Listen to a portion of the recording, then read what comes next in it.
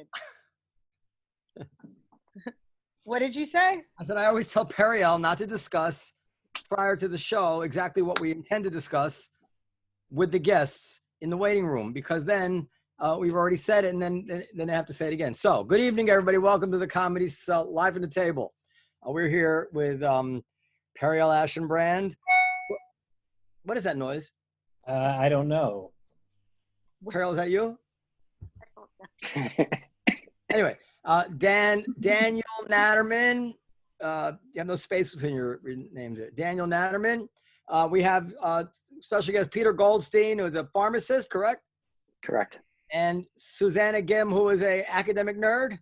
Yes.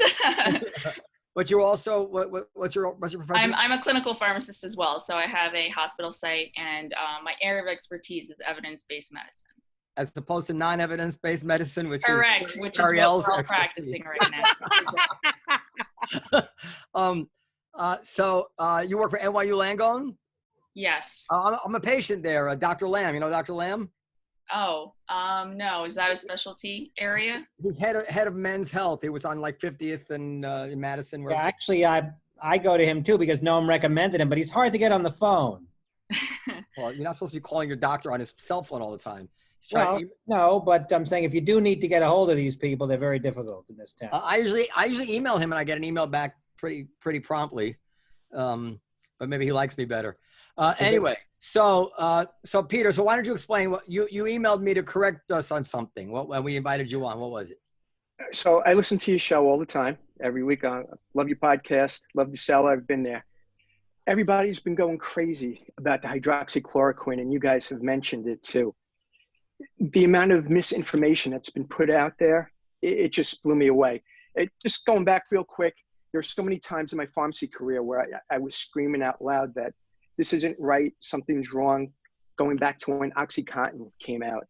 We're being pursued by the drug manufacturer, Purdue Fredericks. Hey, this medication's great. People can't get addicted to it. There's no side effects. And I remember going to continuing education and I got into an argument with the people. I said, this is oxycodone. It's an addictive drug. It's one of the 5 most addictive substances known to mankind. And we see where we are. I can't tell you how many patients I had that had problems with it. Going forward to this, I guess it was about 5 weeks ago. I was having lunch at a NYU. I also used to work at Langone as well in the outpatient pharmacy. Gentleman next to me said, hey, you a pharmacist? I said, yeah. He goes, oh, my wife is too. She owns a pharmacy nearby on Long Island. And we're talking, everything's going cool. I said, how you guys doing? Is people coming in asking for Periel, do you have your everything in stock? And he's like, yeah, I guess, I really don't think this is going to be a big deal. I think it's a hoax. And I looked at him, and previous day, there's a writer that I know at Business Insider, Lydia Ramsey, and she had a really good piece in there. They got a PowerPoint slide from the American Hospital Association, and this was from back in January. They estimated that there was going to be 94 million cases, worst case scenario, 94 million cases, 500,000 deaths. So I said, but I just read this article. I kind of believe it. I think we're into something serious. And, this person, they probably have something to gain from it. And I know Lydia Ramsey, who wrote it. She's a young girl. She's very honest. She would not put out anything that is, not well researched. That's just who she is. So that turned into a major discrepancy outside of this little spot. And he started going off, doing a Fox News thing. Well, started going on Hillary Clinton. And I was like, I'll talk to you in a decent tone, but I'm not going to get into an argument with you about politics over this. This looks like it's real. A couple of nights later, I'm walking my dog, one of my neighbors, older gent in his 70s, Vietnam vet, retired cop. And they always ask me about questions about their medications and whatnot. So he goes, hey, Peter, what's the story with this virus thing? It's a hoax, right? I was like, Tom, I go, no, this is not a hoax. This is when people started getting it. People are dying in China. I go, you have to take it seriously, especially you. You're a little bit older. You have some comorbidities. You could be at risk here. Well, 10 days ago, he passed from corona. His wife called our house at, it was a Thursday night. She couldn't even get the gumption up to call an ambulance. He had been sick. He tested negative a couple of times. He was running fevers. It was a 2.5 week, just real downward spiral. Ambulance got him to the hospital, and he passed a few weeks later. So those few were hours those later. were false negatives. Correct. Okay, go ahead. Sorry. Now, so it just seeing all these people going on TV, on social media. You see the number of people talking about hydroxychloroquine. Most of the people can't even pronounce it properly. They don't know the chemical structure. They don't know the side effects. They don't know what it's used for. They don't know the mechanism of action. And it's just frustrating to see all this misinformation going out there. I was asked to write an opinion piece in Newsday, which was published about 4 weeks ago now. And I said, let's just wait for the evidence. And it's kind of going both ways, because there was that bad report from the VA where the people died, but they're saying, well, that means there's no role for hydroxychloroquine. Well, that's not true. This wasn't a great study. Didn't have a control group. The people that got it, we don't know at what stage of Okay, COVID. so can I stop you there for a second? Sure. They always say there's no control group, and I don't understand that. We have reams of data to model a control group, don't we? You just take people with the same characteristics, and you go back and look at how long were they sick, how long before they died, how many went on respirators. Why is that not a totally adequate control group? So the issue is that, I'm sorry, COVID-19 is new. So I mean, from the last 3 months. Right. But in order for there to be a control, that means these patients should not have gotten anything.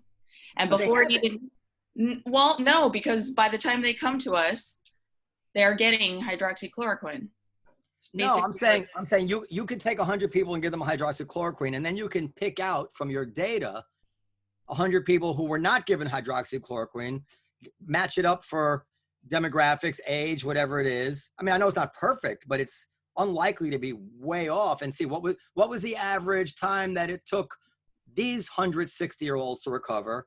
And if you see that the 100 people who are taking hydroxychloroquine recover in half the time, maybe that's not a perfect study for some things, but that's a pretty profound result, no? Even without a randomized control group at the same moment. What I'm saying is I don't see why going backwards in time and taking data is not the equivalent of doing a randomized control group prospectively.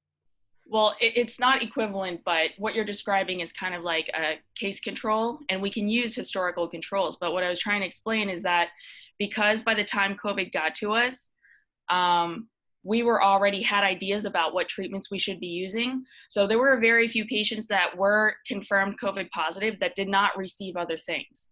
So, and especially there's different treatment stages, right? So the severity of disease is you present, just feeling like you have a cold, but we stopped letting people come with just the cold symptoms, right? And we had limitations of the testing.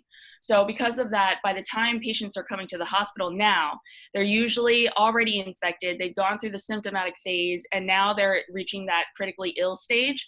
And in the critically ill stage, we're throwing a lot of different treatments at them.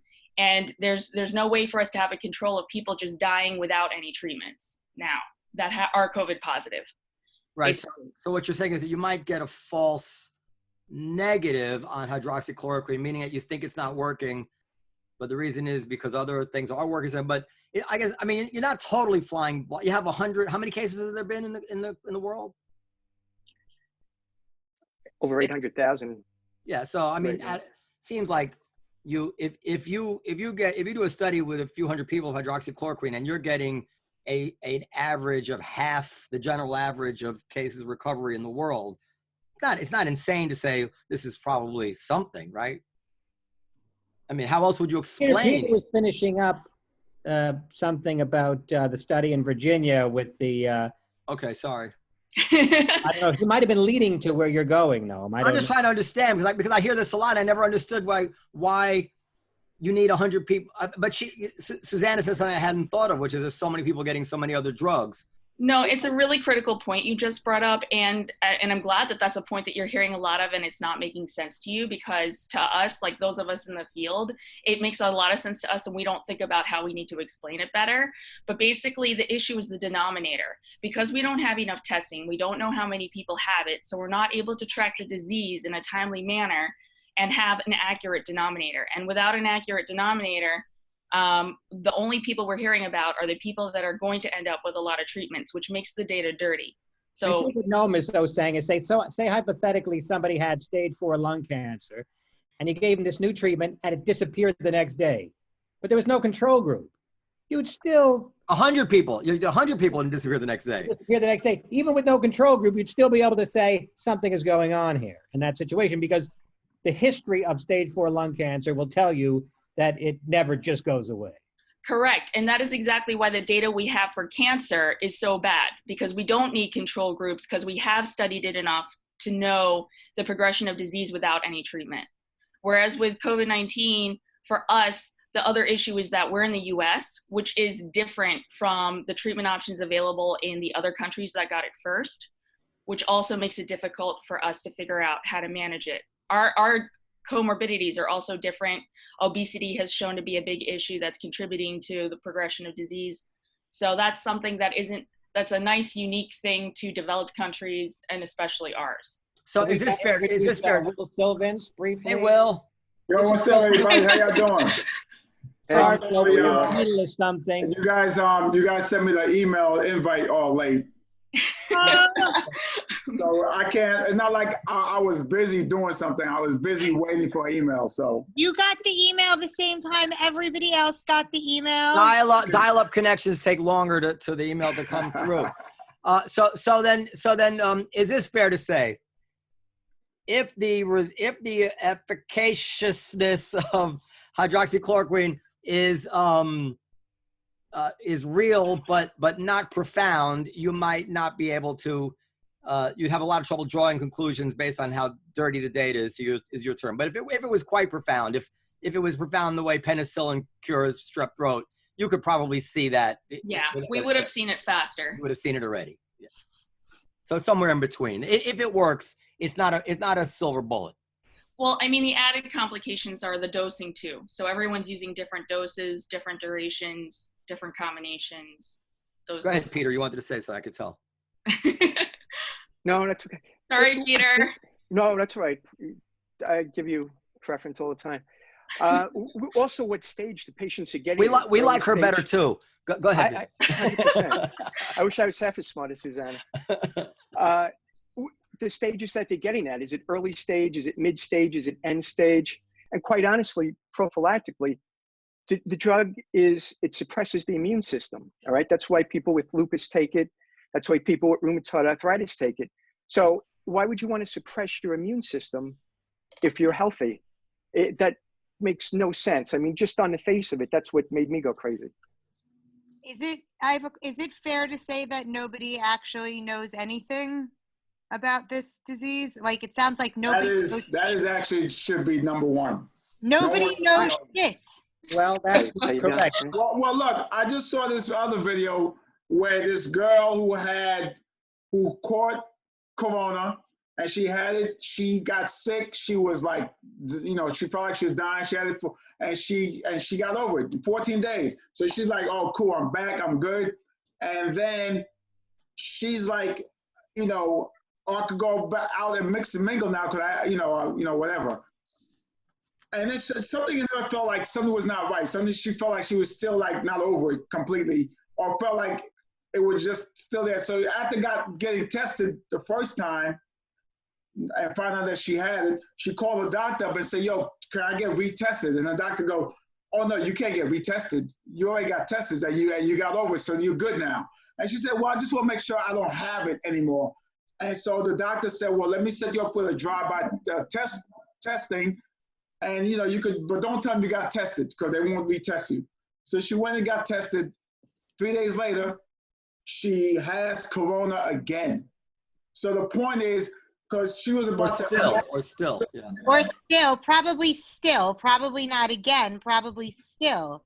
Well, she said she got over all the symptoms, and like she had a fever, she had and then it all went away, and she was feeling much better. So it's like how long does it stay in the system after you recovered from all your symptoms? Then they don't know. Well, just to answer Periel's question about does anybody know anything?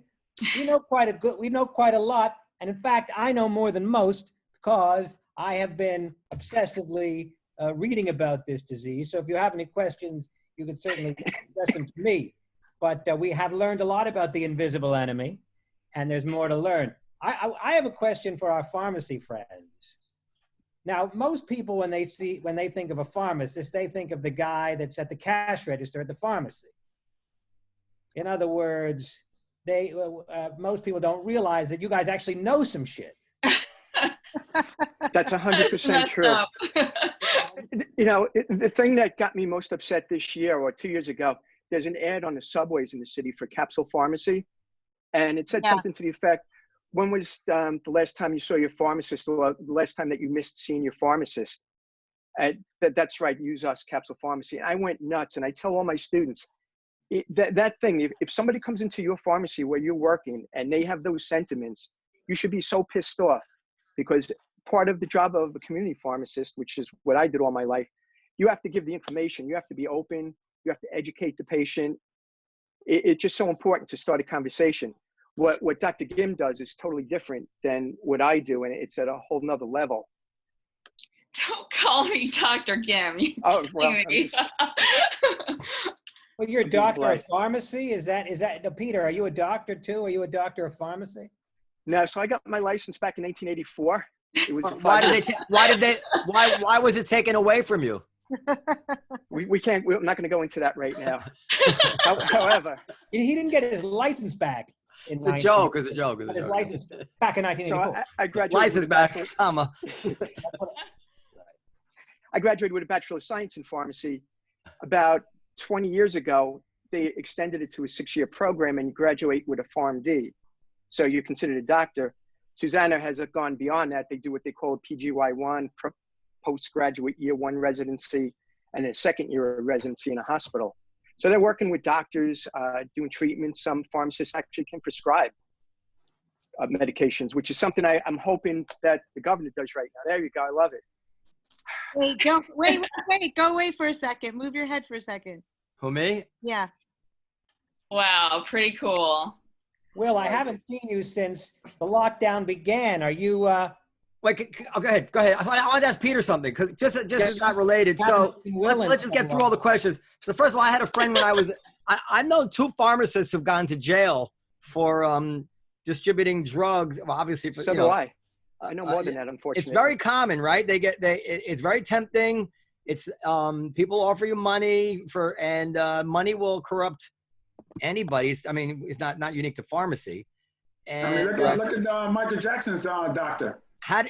Yeah. That's right. So how often do you get offered money by people desperate for drugs? Honestly, I've never been offered that way. I did back when I had my pharmacy out east.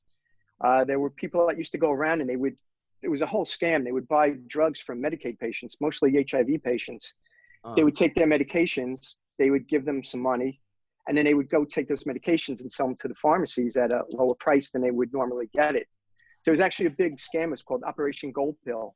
And there's undercover scams, right? They try to catch you. Yes, absolutely. Absolutely. And in the hospital, go ahead. I'm sorry. No, go ahead. Finish up. So, and in the hospital, Suzanna, how often do drugs disappear? Well, it's a little bit harder in a health system, especially if you have an issue with it already. So for pharmacy staff, it's not just pharmacists. We have administrators, we have clinical pharmacists, and we have technicians. And even when I was an intern in a hospital, we would have to do things like sign off. You would have special bagging for the narcotics.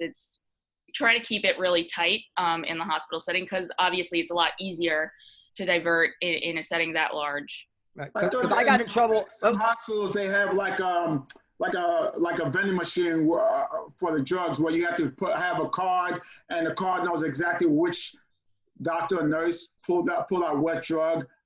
Right. Exactly. Now that it's computerized, we do that with everything now. It's not just narcotics. But narcotics did start out as being one of the first drugs that were controlled that way. So we had Periel's friend, the epidemiologist, Satish. Is that his name? Satish, right? And I insulted him. I didn't mean to when I said that I thought that if they weren't careful with the masks in the hospital, that they would disappear, because nurses and doctors, they want to give them to their families, to their friends, and I thought of drugs in the hospital. It's like and he was offended, but I think he was wrong. I wasn't knocking doctors. This is human beings, you know. Well, no, in all fairness, you insult a lot of people. Fair enough, Will. But anyway, okay. And so where do you guys, what are your particular wisdoms about the next 3, 6, 18 months? What do you see for the United States of America? Well, I want to know where Peter thinks we're at with hydroxychloroquine. Okay, go ahead. You know, where that's at. Is that completely done, or is it still a possibility that it could be of value? Just from everything I read from the studies, if we went from a scale of 0 to 100, we're not at 0. There's a possibility it might help with those cytokine storms to help suppress the immune system. There might be a role in that at a certain stage. But if I went from a 0 to 100, I would say maybe at about a 15, 20. I think that would be it. Just today, there was a study came out. I don't know if you guys know Dr. James Hamblin. He writes for The Atlantic. He's a New York guy. Really interesting. He's well worthwhile to read. Patients that are on Flomax, tamsulosin, which are men with benign PBH, enlarged prostate. So that medication helps you urinate better. It increases the force of the bladder. And those patients were able to withstand those cytokine storms better than other patients. So it's preliminary. I'm not saying everybody should go pop Flomax, but they're learning so much. You know, you have to use what they call Bayesian logic. You can't just come up with something, say, this drug is going to work, throw it against the wall, and this is what we're going with. You have to look at everything. And as you look at the studies and then, you know, move on forward and learn from all the data that you're getting. And we still need to get a ton of data. We really don't have enough. Well, Dr. Peter Goldstein, what about Peter? Will, I want to ask you a question. I want to ask Peter a question. Well, you had a bruised prostate. Did they prescribe Flomax for that also? Go ahead. Thank you, Noam. You insulted me. This is Hatem on the phone. Let me just tell him on. Hello? Jesus Christ, you can't call him back? We're doing. That's, everybody take a phone call. We'll be back in 5 minutes. There it is, Hatem, though, to be fair. Go ahead. Peter, aka Dr. Goldstein. I don't know. Wait, so you're not? Are you What Dr. Goldstein? about eating healthy? Just plain old eating healthy. The old medicine. Just 100%. The best thing you could do for your immune system: get the proper rest, eat right, work out, keep your stress levels low, get the proper amount of sleep. I mean, that and social distance, wash your hands. Right now, that is the best thing that we have, that we know. You're 100% right. Discussed this on the Comedy Cellar TV show. It was one of the topics. I don't know if actually any of the jokes made it to air, but masturbation apparently is good for the immune system. Now, I don't know if that's, I think sex in general is good for the immune system, but masturbation is something that you can do whilst social distancing. And So Dan had a 40-year study of this. Well, Dan, were you part of the? Dan was part of the control group. well, that might have been funny if For we're the talking sex. about sex. But if we're talking about masturbation. Oh, sorry. That was a good joke, Dan. Come on. We're talking about sex, it might have been. Now, but, you know, I know things too. Does masturbation boost your immune system? According to health.com, yes, it does. I'm married 36 years. My kids are going to be listening to this. So I think a healthy relationship is definitely a good part of Good boosting your immune attitude as system. well. Depression, Absolutely. we know that depression reduces your immune system, so it stands to reason that good Wait. mental health- In all honesty, no joking aside. So Peter or Dr. Gim, is what Dan's saying is so true. So not about masturbation, but about releasing that tension, releasing these whatever out of your body. So is that what's promoting the good health according to Dan Naturman? Endorphins. And yeah. Endorphins. Just like when you go for a run or you have a good workout. You get an increase of. Are we dopamine. really starting off by telling people not to have false hope in hydrochloroquine and then ending by telling them to go masturbate? Is that really where we're at on this show? I don't think we ever said don't have false hope. We have to have realistic. And what's the dosage of masturbation, Dan? As we know, the dosage matters here. Well, we do know that it does save you a lot of money. A lot of money. Now, well, that's certainly with people out of work, that is a consideration. Now, can you explain to me one thing about this? Because they talk about the immune system all the time. However, I always hear about this, that people are dying because of an overreactive immune system, the so-called cytokine storm or whatever you call it. So, and then the remdesivir, I think, or one of these drugs, it was another drug. They were experimenting with an AIDS drug, which actually they thought was hopeful because it suppressed the immune system in some way. So Correct. Are you up on that? Well, that's a complex relationship with the immune system they're describing. So how do you explain that? Doctors. Do you want me to take it? I mean, So- if you want. I'll do the Suzanna, simple let him version. take it and then you can correct him. Go ahead. Yeah, Right, exactly. exactly. How did you know? I'm not clear on whether Peter Goldstein is a doctor or not. No, I'm not a neither a doctor. I'm a druggist. I always say when people come in, I'm a druggist, apothecarist. So what happens when you get this infection, your immune system starts going into overdrive. It starts shooting something out called cytokines. Too much is no good. It can attack your own system. So when they're using these new medications, even if you talk about hydroxychloroquine, if you're talking about Actemra, if you're talking about remdesivir, you kind of have to make an adjustment. You don't want to totally suppress your immune system because you want it to fight the bacteria, or the virus in this case, but you don't want it going crazy, shooting out these warning systems, being the cytokines. It's kind of like an alarm going out and the sprinklers are going on and now you're flooding out the house. You don't want that. You just want to put out the fire. So that's kind of like a simplistic version. I would tell my patients. Suzanna, you can expound, I'm sure.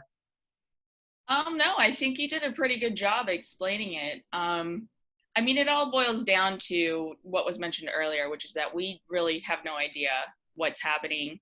We don't know the trajectory of the infection itself. We just know that because of our lack of PPE and testing, we are being forced to manage very sick patients. So they're basically getting really severe by the time we see them. And at that point, we're throwing everything at them and they could be dying from things that are just complications of their critical illness rather than the infection itself. I'm sorry, could I stop you for 1 second? Did you say don't want- because of your lack of PPE? Yes, she Yeah. said that, but we don't want to get into a whole. I just wanted to make sure I heard her properly. Nobody had ever Ariel. argued that there wasn't a lack of PPE. Ariel, maybe there's some medication you need to take. Do you understand that we've never even argued about whether there's a lack of PPE, that the argument was about the best way to respond to the lack of PPE, that they're not the same question? If I disagree with the idea of GoFundMe bidding up the price, when I believe that major institutions ought to be buying this stuff directly, and that it gives an incentive for hoarding, and I also smell a rat with hoaxes and with people getting into this for their own publicity to promote their stores, whatever it is, that none of that is because I think they're swimming in masks. It's because I think that I'm very skeptical that NYU Langone needs a fashion designer to go buy the masks. I've trouble understanding that. I feel like the fashion designer is probably doing, maybe getting some masks, but at the same time, the unintended consequences are probably real. That's all I'm saying, real. That's all. That's what I think. I don't even know that that's true, but I think instead of whatever it is, whatever word I want to put on how I would characterize your reaction that wouldn't be flattering, why don't you just tell me what I'm missing? Anyway, go ahead. Well, she tried to bring on people to have that discussion with Noam, but you're hard to get to in terms of booking guests. You don't like to be involved in that. But I don't like these group text messages. I have a group there with 30 texts. I'm not going to go through 30 texts in the morning that you like. I used to say I'm a busy man. That's not going to fly anymore. But anyway, and let the record show, Periel, that was the worst hiding of a yawn I've ever seen in my life. All right, we all saw it. Anyway, go ahead. Go ahead. Hey, by the way, I've been taking because, you know, in case I get it, I'm a hypochondriac, so I thought I had it like 14 times by now. But I've been taking immune silver, wheatgrass, sea moss. Not sure you guys know about sea moss, age, garlic extract, chlorophyll, turmeric, spinach, kale, broccoli. What do you guys think about that? The two main people, not the rest of y'all. I think that's a Peter question for sure. I think I'm not the two main people, but I think it's like chicken soup, couldn't hurt. Okay. I think Mark Maron did a great job with that in his special, his first 10 minutes opening monologue about the supplements and stuff, and he kind of saying like in his heart he knows it doesn't work, but people take it. And so I tell my students, there's 3 ways that you can go as a pharmacist. You can be a cynic, not believe anything. You can be gullible and believe everything that's thrown at you, or you can be a skeptic. And to me, I think everybody, myself, I'm a skeptic. I read a ton of information. There's some great websites that have it. And you have to look at evidence-based studies. You have to see, well, if you give 100 people turmeric and 100 people a placebo, is there going to be any difference? Is it really going to reduce inflammation? And quite honestly, there's never been a study to show taking a multivitamin or any of these herbs, it's going to prevent disease, cure a disease, or make you healthier. And most of the studies have shown the opposite. Antioxidants increase risk of prostate cancer in men, decrease blood glucose utilization with antioxidants. So if you eat right, somewhat right, that's 99% of the battle. You really don't need to be taking these supplements. Let me tell you it the wasn't answer. great for business. Well, this is what you should do. Every night. I'm getting your pharmacist, so you're trying to sell drugs, so I get it. Right. No, but you know what? Honestly, I took more people out of prescriptions and of over-the-counter products than I sold probably. I always tried to be real upfront about it. Will, sit down and have a dinner of salmon and blueberries 3 times a week. That is, but from everything I've read about nutrition, those are the surest bets. Salmon and berries. And drop all that. Huh? He's a vegan. Well, get off that vegan stuff. That's crazy. Okay. We're meant to eat fish. Well, it's really to help me not get shot by the cops. When I tell cops I'm vegan, they let me go. or fish oil, I guess. But I'm skeptical of these other delivery mechanisms. I mean, I that's something over my head, but I have read that they're not even sure that you can absorb vitamins from pills.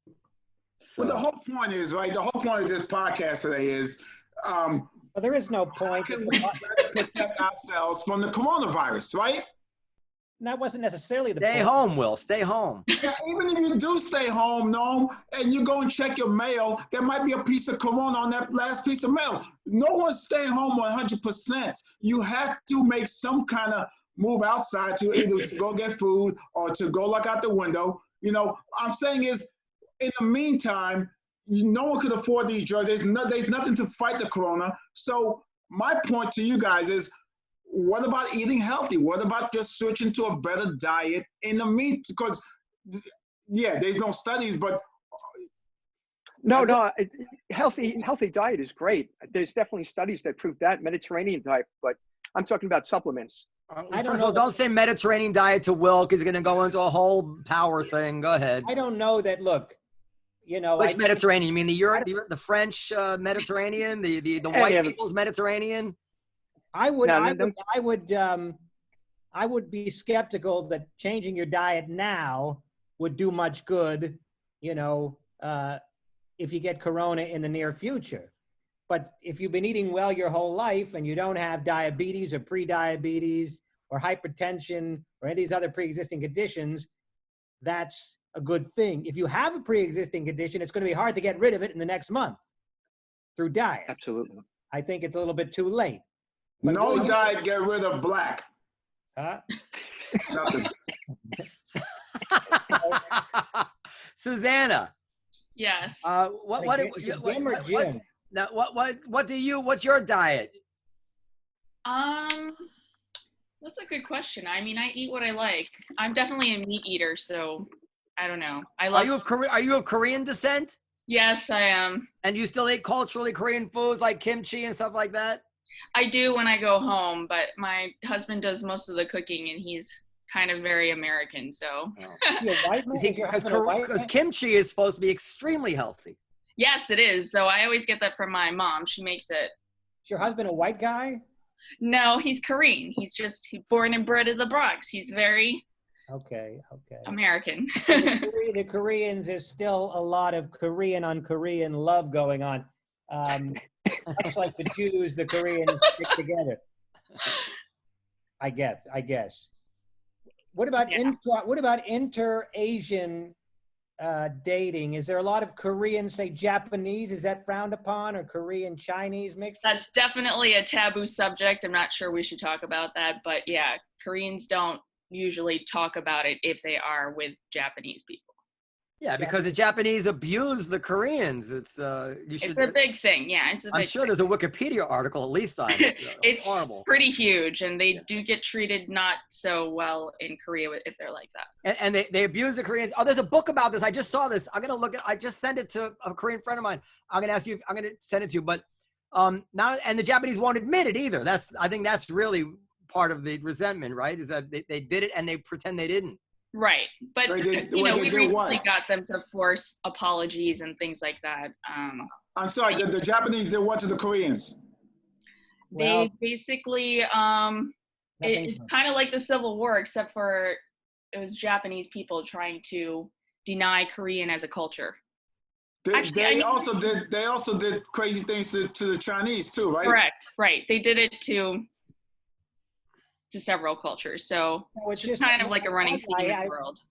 Every Japanese person I met couldn't be sweeter. It just interesting that So Suzanna, there's a book called Pachinko by a woman named Min Jin Lee. I don't know how to say it.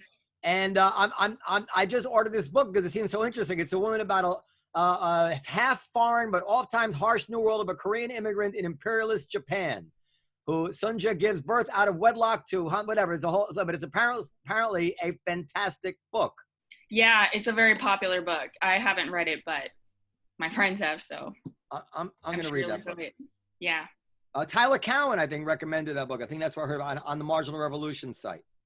Can I ask what Will, since I haven't seen him in so long, and by the way, Will, it's good to see you again. Good to see you, Dan. What you've been doing in lockdown for all this time? I know you're an exercise freak, so yeah, I assume you've managed to exercise at home. No, actually, I've been not exercising, but I started this past weekend, and everything hurts. My trainer is doing some training through Zoom, and it was great, but it was like I wish I didn't stop. Besides that, I've been writing. I've been working on the script, and I might do a couple of news videos with Brian Kennedy. Okay. So that's what I'm working. And then I watch a couple of shows on Netflix. I'm not a big TV watcher. I mostly watch the news, but I watch, you guys ever seen Ozark? Yes. Season 1. So good. Oh man, Ozark is freaking, the writing on that show is freaking insane. And the performance, thank you, Noam, and the performance is insane. That's Will's gym. That's actually my high school prom. What you been doing, Dan? You're writing a screenplay? What am I doing? I'm writing a screenplay, and I wrote like 9 films, and I'm just going back and tighten a few of them up. And that's about it. What you been doing? Well, I've been reading a lot about Corona, and I consider myself one of the foremost experts on Corona. Hey, okay, no, real quick. Was Corona made, or was it a natural thing in animals? It's not proven. All evidence seems to support. No, it wasn't made. I'm talking to the expert on Corona, everybody. I'm gonna have to veto them. It was not made. It was perhaps escaped from a lab, but I don't think anybody's I haven't heard anybody serious who thinks it was actually. So wait, no, escape from the lab. What happens in the lab? That's not a natural place. What are you talking about? That they could tell you about. Go ahead. But what happens in the lab? Why would they have a virus in a lab? Experts? It's bioterrorism. Wow. Yeah, Noam. There you go. Shut Noam down. Thank you. No, Thank you, Suzanna. that's not that it was made. What she's saying is they're studying it for maybe to release it and have a vaccine for themselves or something. I don't know what. Okay. Well, you can take naturally occurring things and then just play with it or mutate it to make it evil, Stronger. or weapon-like. It's. Or you can make it, Susanna. You can make it stronger, right? Yeah, you could try to give it everything you want it to have, because if you think about the biological drugs we have right now, we make them from naturally occurring.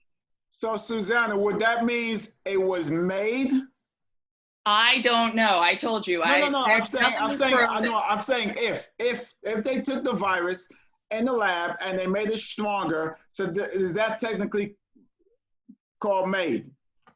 Yes, that is, Will. That would be homemade. However, if you read the articles on it, I know you don't believe anything anybody, the media and the government says, but according to the United States intelligence, they've determined that it was not made, but they don't know whether it escaped from the lab. By the way, so I'll let you know, I was trying to look up a picture of it because I had all those black guys in the gym. So I tried to look up a picture of Hasidic Jews in the gym. You can find almost anything on Google. I could not find a picture of Hasidic Jews working out. So all I could find is this gaggle of Hasidic Jews behind me. Photoshopped, right? This can't be real. Oh no, that's real. That's real. That's real. Do you think it's bioterrorism?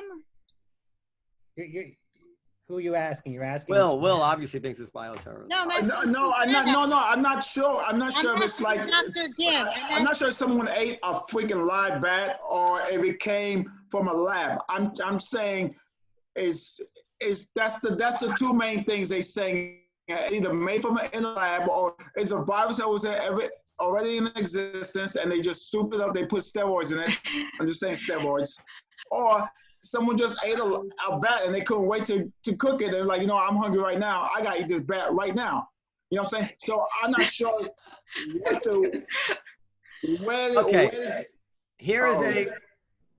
we go. Oh, no. Wait, let her say. So what do you think? So well, I'm definitely not saying that it's bioterrorism. I was just saying that if that was the theory people were going to go with, then it could be a result of bioterrorism and it would be the purpose of it. But the truth is there are a lot of microbials out there that we haven't discovered yet, because there's a lot of tests we have to do to figure out the structure of it and how it functions. I mean, this has been out for a while now and we all still don't really know exactly what's going on with it. So that's what I'm going on. I don't know if it's true. New coronavirus wasn't made in the lab. Genomic studies shows, and this article has been. I mean, that's the first one that came out. But that's from WebMD. Right. This story's been picked up. Now, this story's been picked up in all the major. I think the Washington Post. First of all, WebMD is not Breitbart. WebMD is. WebMD is legit. Yeah, it's not bad. It's at least as legitimate as Will Sylvince. Thank you. In terms how long does it take a scientist or a pharmacologist or a pharmacist or a doctor or all of those things? How long do you guys need to be able to know what the hell is going on? Because I had a doctor tell me, as you just did, that the general consensus is that nobody knows what the fuck is going on and what this is. Like, how long is it going to take before? I mean, she said the way that this is being treated is quote unquote basically a crapshoot. Wow, that's your physician? Again, they don't know. Not my physician, but a physician who I was speaking with. Well, yeah, I think in terms of treatment, they, there's no. Some are using hydroxychloroquine. A lot of people are using that, but as our pharmacist friend said, Peter Goldstein, the studies show different things there. But, people take Tylenol for the fever. People take, I guess you can take a anti-cough medicine for the cough, but there's no exact treatment for this. That is correct. By the way, what happened to the don't take Advil?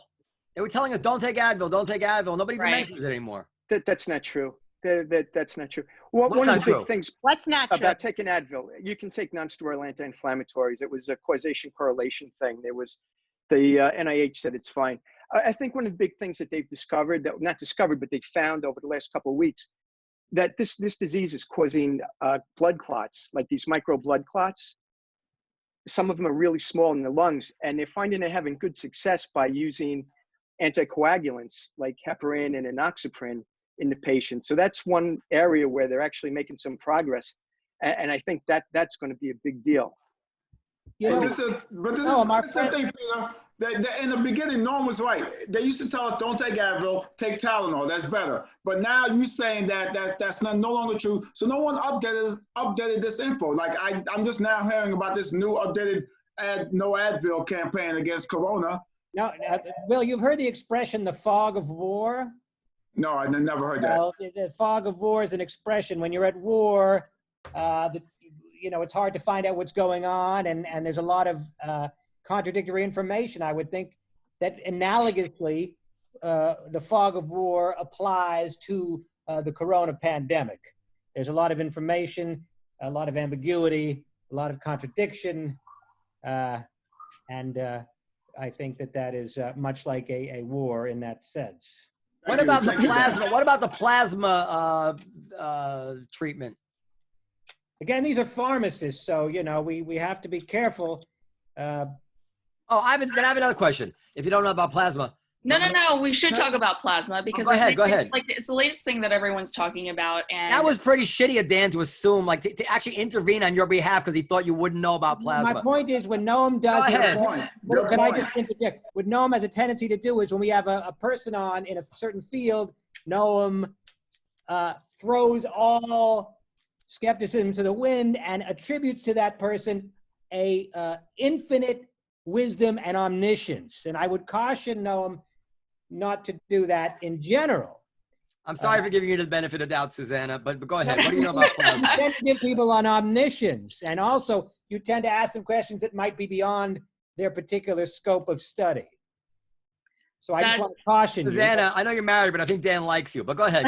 No, I think that was, I do want to say that I thought it was actually really insightful for him to say that it might be outside of our pharmacist scope of practice, because usually convalescent plasma would be part of the blood bank's responsibility. And we don't typically have to handle those drugs, but it's become tricky because a lot of the biologics are now sort of being shifted over to pharmacies depending on where you're at.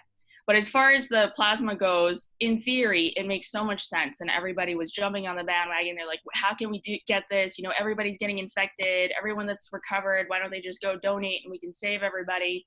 But obviously it's not that straightforward and it's not that easy. We don't really know exactly when you stop being infectious. So some of the people that have quote unquote recovered, like Will mentioned earlier, really probably weren't recovered. They just felt better. It is seeming like it's presenting symptomatic for a short while, and then you feel okay, and then it comes back stronger. And so because of our lack of testing, we can't really confirm whether or not that's true, at least not in the US.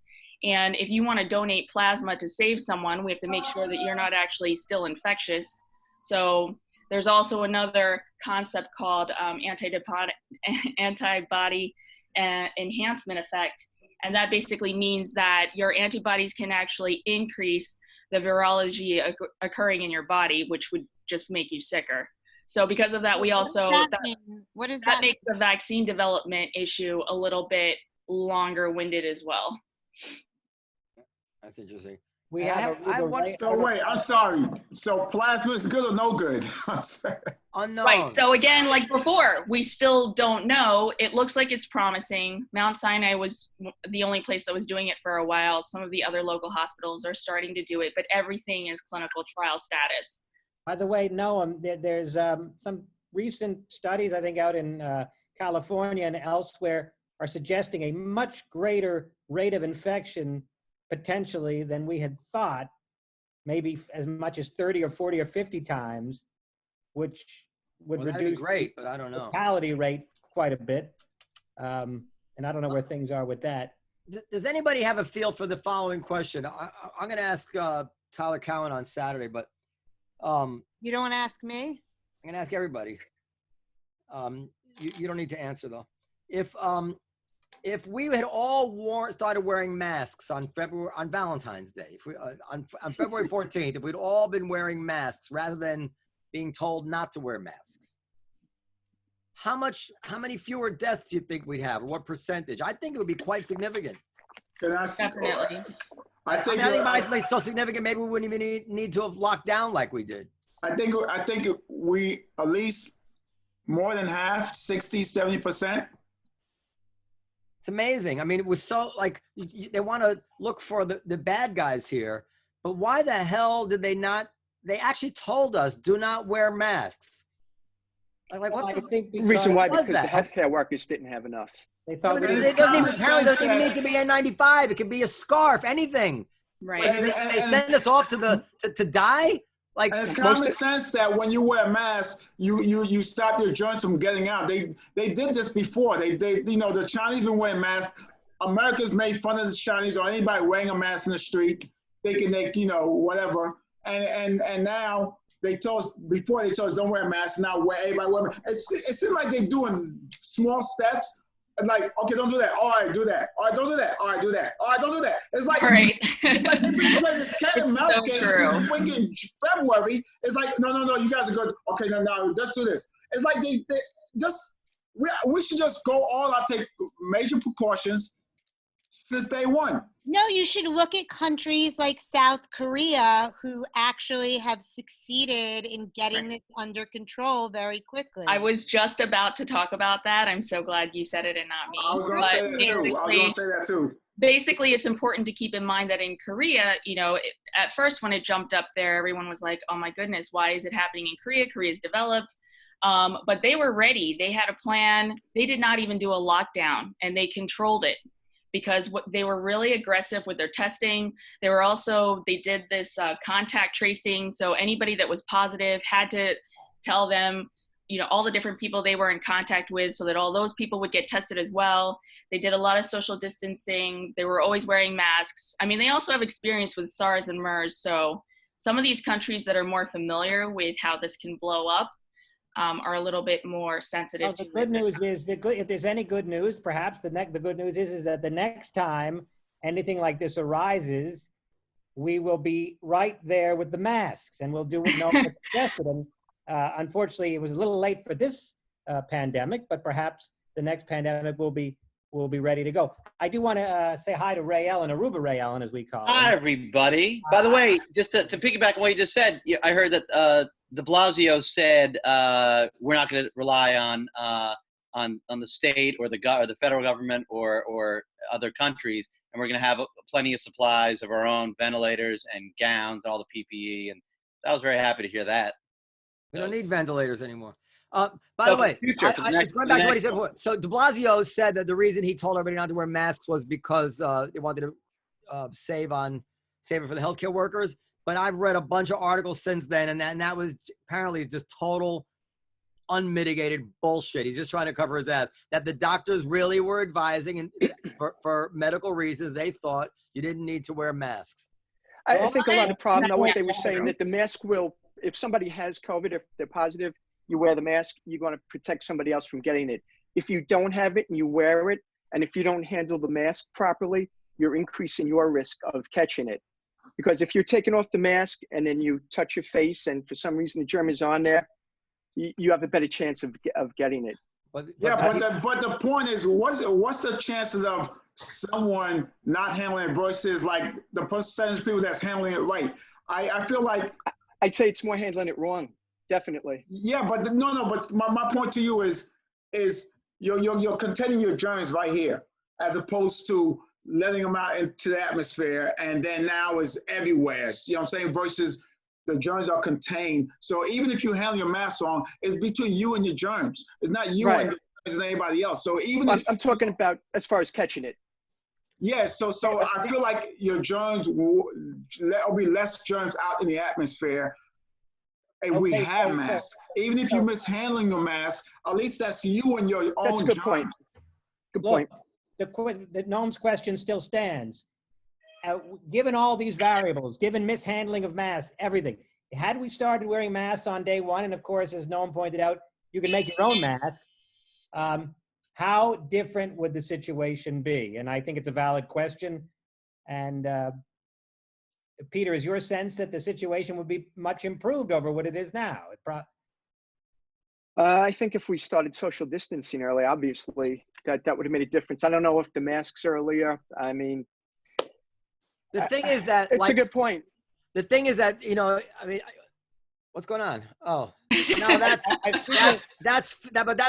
not an accurate chart. I've seen that debunked. There was that's from my doctor's office. I don't care. It's if you look at Snopes or PolitiFact, one of these, I fact check everything. Right. This has been that's not accurate. That has been declared not accurate or not based on science anyway. It doesn't mean it's not accurate, but if it's accurate, it's lucky. You know, they have no. True, Suzanna? Is that not accurate?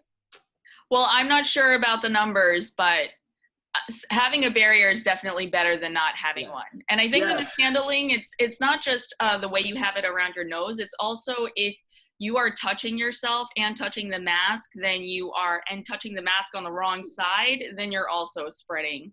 Now, this is the thing. Well, I want to make an important point. Take that image off because it's very disturbing.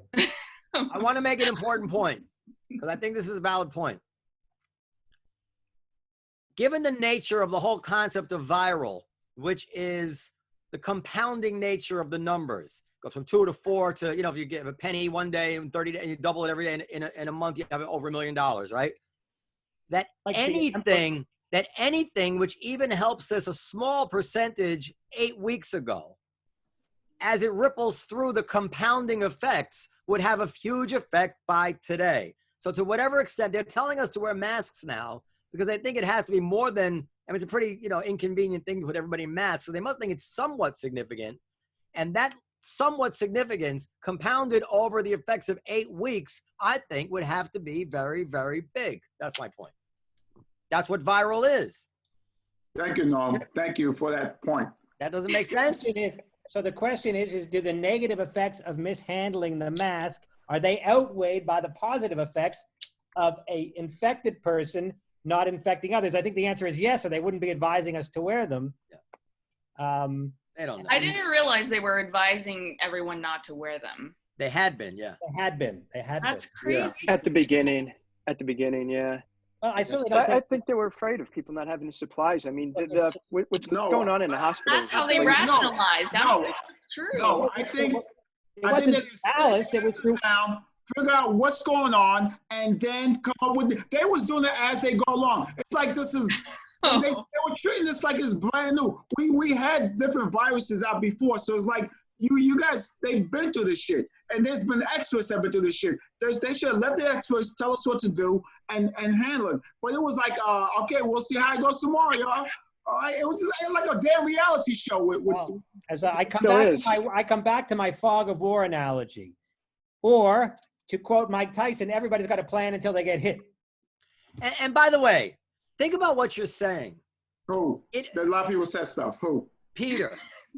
It is totally unethical to tell the public a lie that impacts their health because you want to save supplies for doctors. You cannot do that.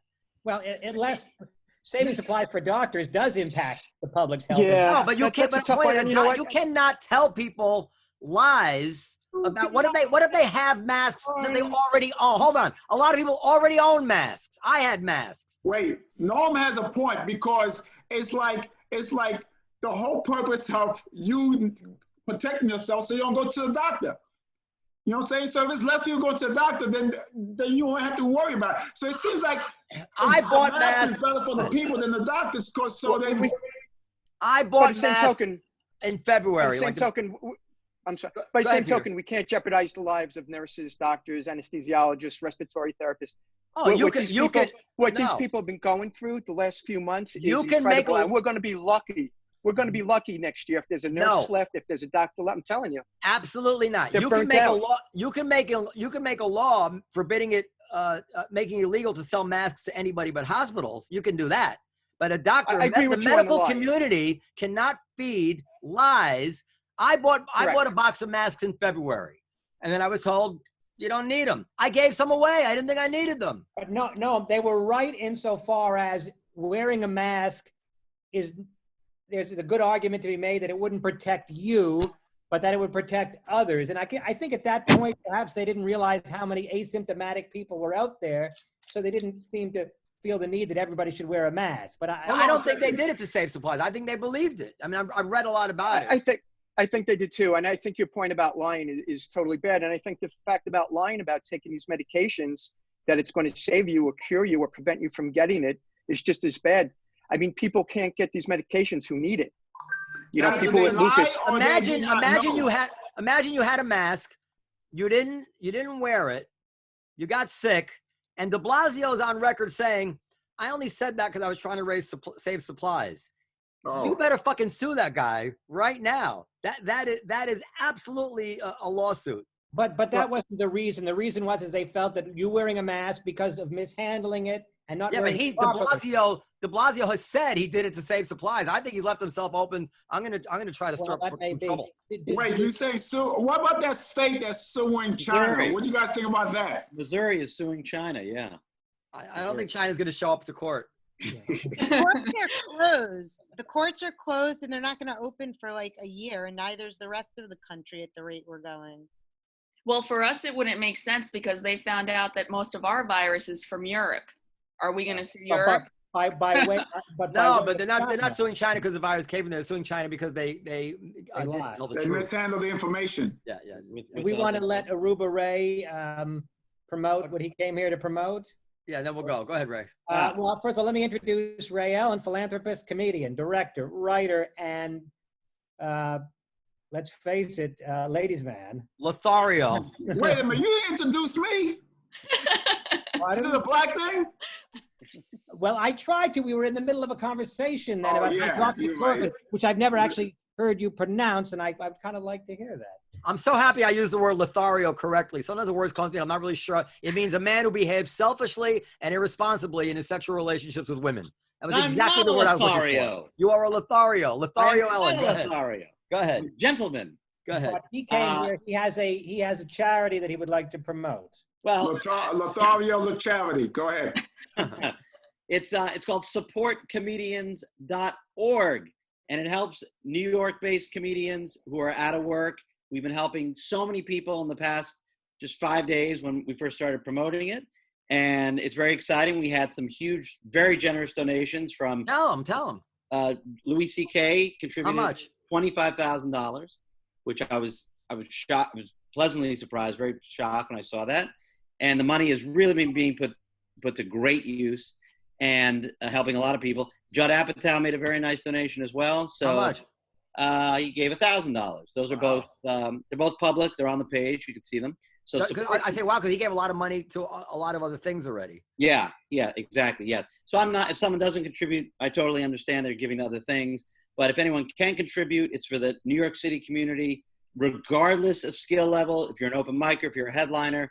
Meanwhile, it's been helping comedians that everybody here knows. And wait, the open micers don't get the same amount, do they? It's based on need. If you're a single mother and you haven't passed the cellar yet, but you're working at the Village Lantern. Ray, could I call you theoretically or email you and say, look, I did comedy. I'm an open micer. I only did it one time, but technically I did it once. I am an open micer. Give me the money. I would have to say I'm sorry. Based on the criteria that we've outlined, it's working for at least a year in New York City, and it is, again, based on need, not level in the business, but we'll prioritize, unemployment over underemployment, a single parent and one income family with a child. If you're over 55 or you have acute medical needs, those are all priorities. But so far, how do I get down? You when you go to supportcomedians.org, there's an email address there for comics. It's nyccomedians20@gmail. You'll see it on the page. Supportcomedians.org. And, the public should know there's certain people like Judd, Amy Schumer, Louis C.K., who really can always be counted on to go into their wallets or pocketbooks to help. Not just things like this, like when Artie was sick, and there's been there's been a bunch of times that when Kyle Grooms was sick. When Kyle was sick, there's been a bunch of times that money was needed, and it's the same names over and over who are there that come back to the rescue. Yeah, so that they really deserve our appreciation. Or those of us of lesser means who can also be counted on to donate money, albeit of smaller amount. He already put you in crashing, Dan. I think he's done enough. Dan Naturman did contribute under two different names. He contributed on this fund already, under his own and an alias. But the emails I'm getting from people are, I mean, they're moving. Like people are really stuck, and I feel horrible. And it feels great. So you should share them. You should share the emails. I could. They'll remain anonymous, but I could certainly share the emails without saying the names. And everyone's receiving assistance within, I mean, usually in 5 hours, but I always try to do it within 24 hours through Venmo or PayPal. And it feels good to do it. I'm happy that. What's the total amount you raised so far? We raised $34,853. How much is left in the bank? Who donated something with 3 at the end of it? It was, I think, I'd have to go back and look. I think one person ended something with an 18, like donated 18. Somebody else ended something with a 5. Yeah, so it's probably a high situation and a 5 situation. That wouldn't come out to a 3, I don't think. But go ahead. What I wanted to, well, I think. Oh, the 5 and 3. I get 5 and 8. There you go, Noam. Now you're getting it. What I wanted to look, arithmetic was never his strong suit, but he makes a mean falafel. What I wanted to say, I was thinking a multiple of 8. I didn't realize you meant the deal. Go ahead. I wanted to make is, yeah, we certainly, you're absolutely right. There are some big donors like Judd, like Amy Schumer, like Louis that can always be counted on. But let's not discount the generosity of people like Will Sylvince, for example. I noticed a very nice donation, albeit not $5,000, but I think in proportion to his net worth, pretty generous. I put you down, Will. Well, Will's a comic like we all are, but Will gave a very nice sum of money to the Comedy Cellar wait staff, 300, 500, something pretty impressive. The comedy community has shown solidarity. I think it's pretty unusual. I don't work in other businesses, but what I've seen through numerous GoFundMes and numerous when Artie Fuqua, remember when he had his accident, a lot of money was raised, and he certainly doesn't need it, but he needed it at the time. Business is facing a real issue now. We're going to face it. The Wall Street Journal wrote about it. Then I guess we can wrap it up, which is that right now people are getting approximately $1,100 a week to stay home in safety. Why is somebody going to show up to work at the Comedy Cellar for $700, $800, $900, or even for $1,200 a week and risk getting sick when they can sit home and make $1,100 a week with no risk to themselves? Well, how long does that last at $1,100? The government will eventually say no more money. Now you got to go back to for now, if they'll let us open tomorrow, I don't think anybody's going to show up to work. Well, I think people like having that money can last a long time because no one's going shopping. Okay. Will, you're missing the point. My point is that they created an incentive. Fine, but some people did write about this at the time, and the New York Times really criticized it, but they were wrong. They made the benefits so generous and they didn't consider what's that going to mean when it's time to get people back to work. They're not going to want to come back to work. I don't blame them. I wouldn't want to go back to work either. Yeah, but the money's not going to keep coming once the virus is eradicated or there's a vaccine, right? Yeah, but there's going to be an in-between period. There's going to be an in-between period where they're back to work, but it's not eradicated, just kind of under control. Well, they said there's going to be another surge of it in the winter for sure. I think there's going to be another surge of it in July. All right. Like, who is this surge guy you're all talking about? Anyway, what they could do is say, look, you can keep the money we're giving you, and you can make whatever money you make it work. They could just say you get both, and this would keep an incentive going. Like, in other words, when you apply for unemployment, I get it. Yeah. How long is it good for? 2 months? 3 months? I don't know. No, it can be for a long. They change the limit all the time. In bad times, they extend it all the time. Hey, by the way, there's a lot of Dan. There's a lot of. I mentioned the celebrity comics who have donated to this, but there's quite a few who. It's all public. It's on the page. But people such as Jane Condon and Joe Mackey, Chris DiStefano, Avi Lieberman, Brian Scott McFadden. Avi Lieberman, by the way, tested. We all know Avi. He's a comic. He just got an antibody test. We're talking about antibody tests. Yeah. He tested positive for he has the antibody. Yeah. And this is what a weasel Avi Lieberman is. He was only sick for 2 days. Yeah, it wasn't that bad. It wasn't even that bad. Yeah. But that's typical Avi for you. Just always a scam. He's Orthodox Jewish, right? Yeah. He's modern Orthodox. Maybe there's something to that. No. Okay, we gotta let the pharmacists go. They have lives to save. Okay. That's right. Well, is the pharmacy still open at this hour? They got drugs to sell under the table. Suzanna wouldn't do that. No. Oh, Peter would? No. Nor would I. You know, also, some of the pharmacies don't carry the narcotics. That's an insider tip. Oh, how you know, Susanna? That's part of our protection plan. So that, you know, Here's a question I have about pharmacy. This is a very pharmacy-specific question. What do celebrities do? Say you're a celebrity. Say you're, say you're Jennifer Lawrence and you have to pick up Valtrex. I'm not saying Jennifer Lawrence has herpes. This is just hypothetical. Is there a way to do that without going to the pharmacy or having your name known to the pharmacist?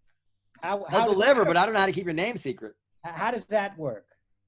well, we're not supposed to share patient-specific information. Well, just amongst friends, tell us who's got herpes in Hollywood. Well, the point is, do they come pick it up? Big name people, will they come to pick it up, or they'll send somebody to pick it up so that nobody sees them at the pharmacy? 50-50. I worked in the city a little bit, so I did deal with quite a few celebrities, and sometimes, you know, their guy or gal would come pick it up. Sometimes they would come up and pick it up. But you know what? We're always number one trusted profession in the country. Pharmacists and nurses, we're always up there. So now, like, say so a famous person comes to the pharmacy, she's looking for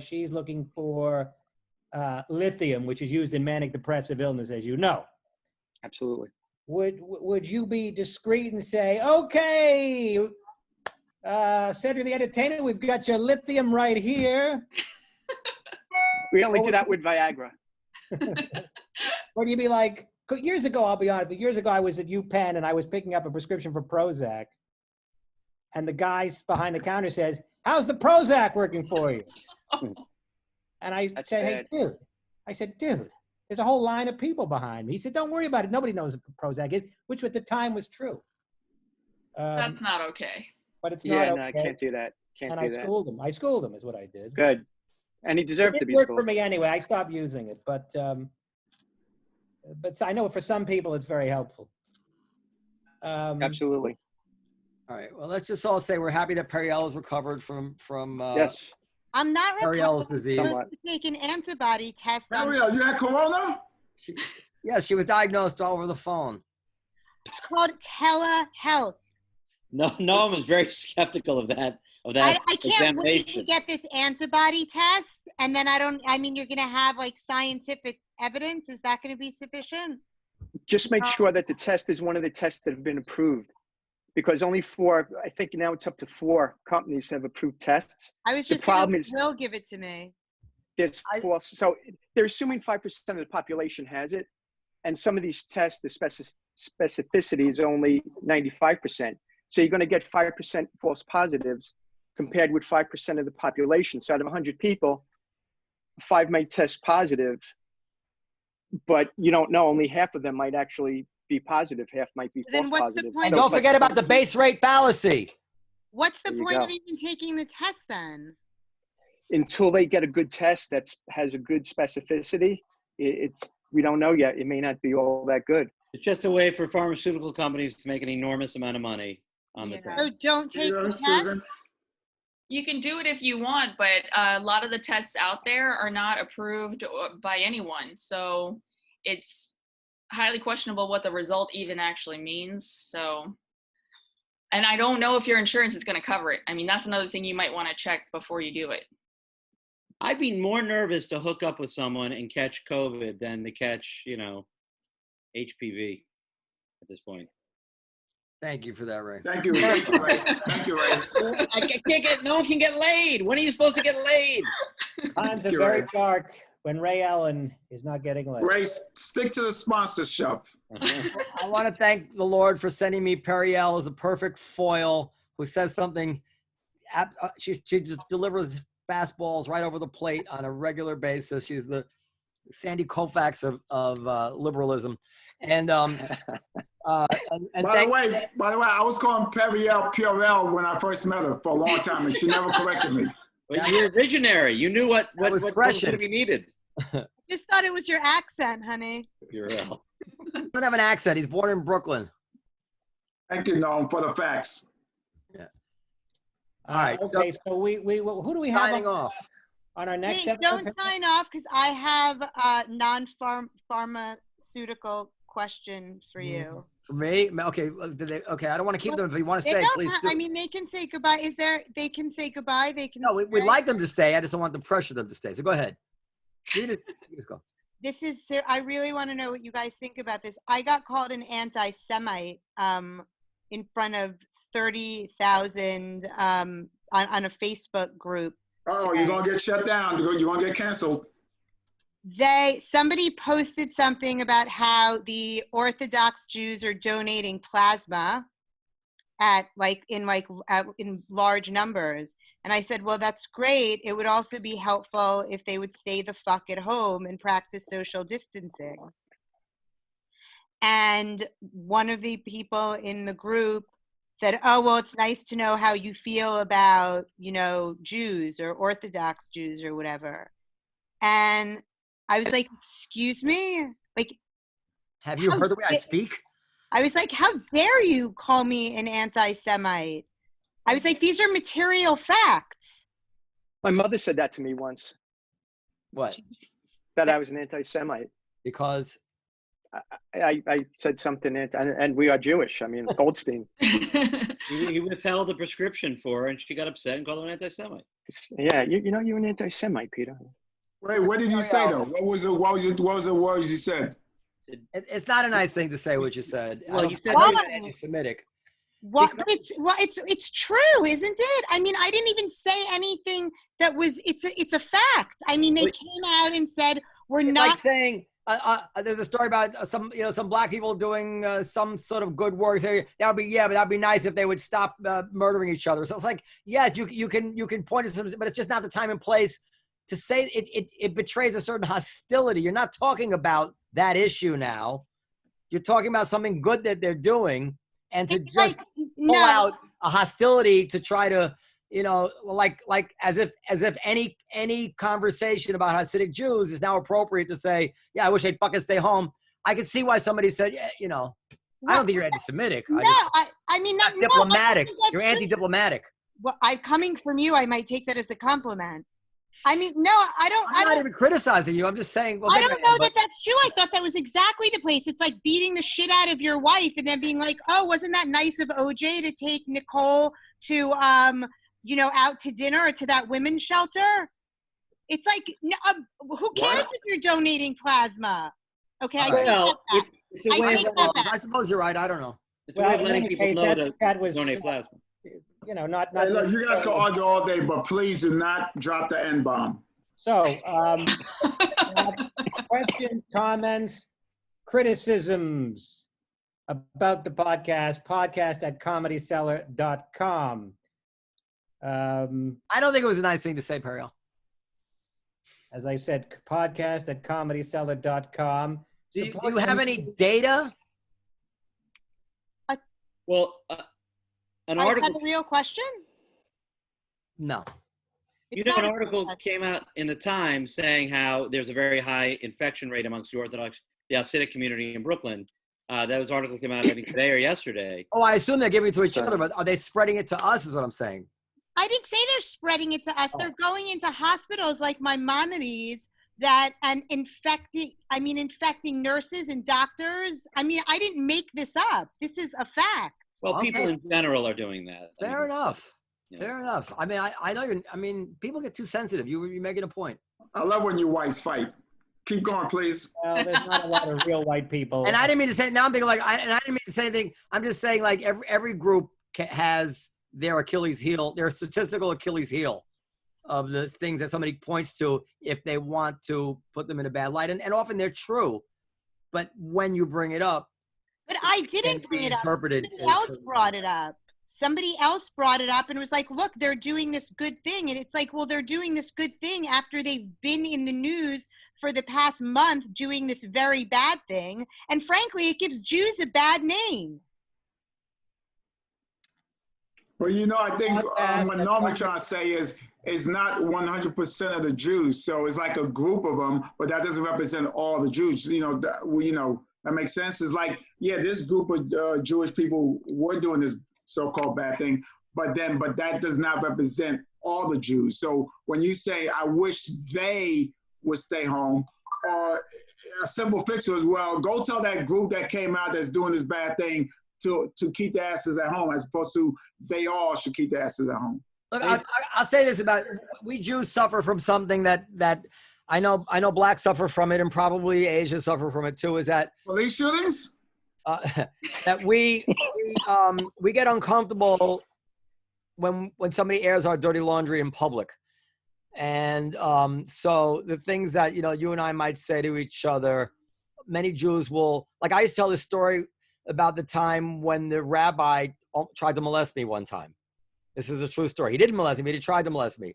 And I got so many horrified Jews, like just furious with me, that I would tell this story public. Like, why would you publicly tell this story about a rabbi doing something disgusting, So, that's human nature, I guess. But I will tell anybody you are not anti-Semitic. Wait, no. You know how Larry David, was it Larry David? No, who defines, I think it's Larry David defined anti-Semitism as hatred of Jews more than is appropriate. Wait, no. What was the point of your molestation story? More than we deserve. What's that? What was the point of your molestation story? You just started and just ended. Like, what happened? Well, that's a story for another day. We were It's a running bedtime story. To be very quick about it, I was being tutored for my bar mitzvah, and the rabbi tried to get my parents left the house, and the rabbi tried to take my pants down and show me where I was circumcised. Wait. How old were you? 12. 12. So did you know what he was doing when he tried to take your pants down? You had no idea. I had no idea, but for some reason I didn't want to do it. I was shy. Did you have an erection? Maybe that's why I was embarrassed, but I didn't. I had It's really had no idea. It was in those days. It was not on our radar that someone would try to molest you. That was not something we thought of. It never entered in my mind that this guy was doing anything wrong or anything like that. I was just shy, and I was like, Well, you certainly have nothing to be proud of down there, from what I understand. But in any case, let that sit there. That is awful. Do you know how many kids that rabbi probably molested? Chai is my guess. I probably ends with 3. Look, let's face it. So wait, how did you get away, Noam? If he's molesting Noam, imagine what he would have done. So I didn't do it, and then we went on with the lesson, and my father came home, and I told him the story, and my father says to me, "Next time you hit him with your purse." That's what he said to me. You serious? I swear to God. Really? Which I guess was my father. And then he called the synagogue, and he told. Then he complained that, like, he knew exactly what was going on. I guess he made a joke out of it, not knowing what to say and not wanting to alarm me or something. I don't know how to process it, but it certainly wasn't because he took it lightly. But that is what he said.